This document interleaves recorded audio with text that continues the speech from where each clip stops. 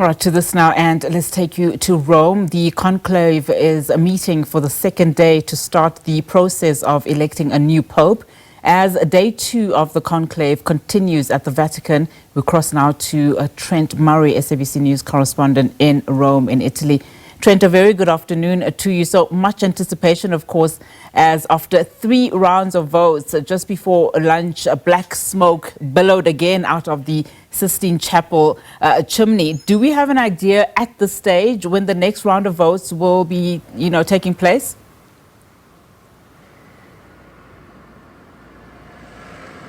We certainly do. Those cardinals, 133 of them, will assemble again after well, I guess what appears to be a long lunch. Maybe they'll have a little nap as well, because they will come back at 5:30 for the next round of voting. If they don't select a new pope within that round of voting, then they'll be back again at 7 p.m. This is all Johannesburg time.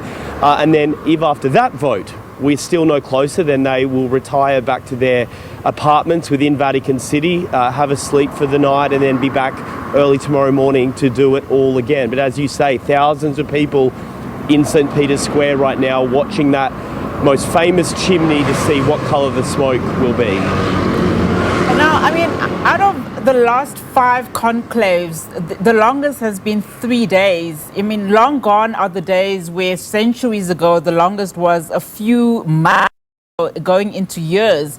But this year's vote has a record high number of electors, making the process, we're being told, a little bit more complex than usual. What can you tell us about what is happening now inside the conclave, if you can?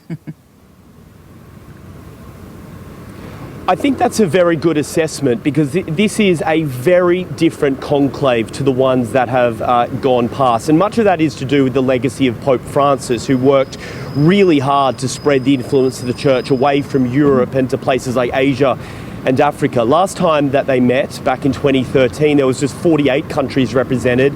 This time it's 70, and a number of those countries have first-time cardinals, places like South Sudan, Rwanda, Central African Republic. And so with the big drop in European representation and the big increase in, say, African or Asian representation, it makes it difficult to know where the numbers may fall. There are new factional power groups within there who may be trying to work together to get a new voice at the top of the church. So, as you rightly say, the last 5 popes have all been elected within 5 days, or 3 days rather, 3 days. So today and tomorrow really is expected to be quite decisive. But as is so often the case with this process, many church insiders are exercising some caution about making any sort of predictions, just given the sort of unprecedented nature of this very, very geographically diverse group which is now got together.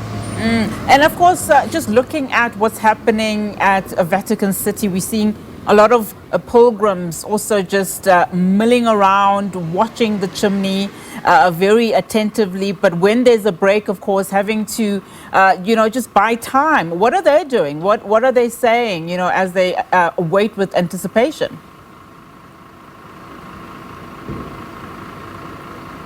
Well, they're very spirited and very animated and excited, many of them, as you might imagine. It's an incredible experience to mill around that crowd with many pilgrims, because you see groups from places like the Philippines, from all the way from South America. They're often singing and praying in their own language and really just taking all of this in, I think. But then mixed within it all, you have some very curious bystanders and tourists who quite often can't quite work out what's going on. I was down there a couple of hours ago, and there was a young couple here visiting from Manchester in the UK, and they were asking me what the smoke meant and what time it would be coming, and they're now replanning their day to try and get back here for the smoke tonight at 7 o'clock. So look, it's obviously a moment in history, and I think whether you're Catholic or not, if you're here in Rome right now, you want to try and get a front row seat to all of this. I must say also, I think many of the businesses here are doing quite well. The pizzerias are all very, very full, and there's many merchant salesmen selling all bits of paraphernalia from the Vatican, tea towels, cups, plates. You can imagine it's all on sale and it's selling like hotcakes. All right, so let's leave it there for now, Trent. Thank you so much.